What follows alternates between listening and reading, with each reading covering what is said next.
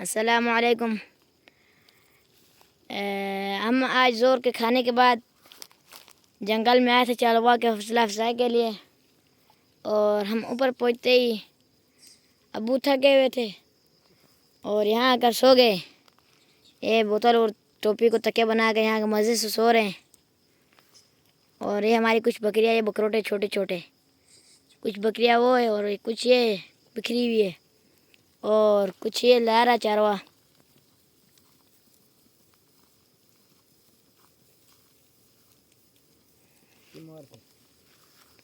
ये अबू सब जाग गए हैं अभी।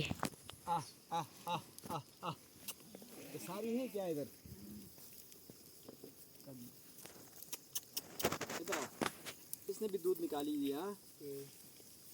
अच्छा।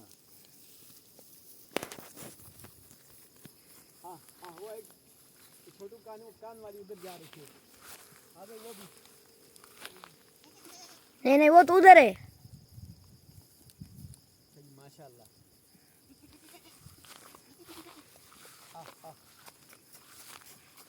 इधर आ, इधर आ। ये आ रही है अभी अब्बू की दोस्त। ये आ गई अब्बू की दोस्त है ये।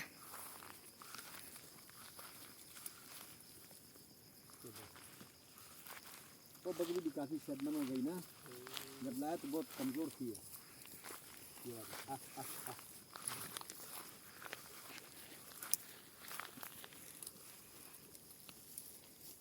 माशाल्लाह।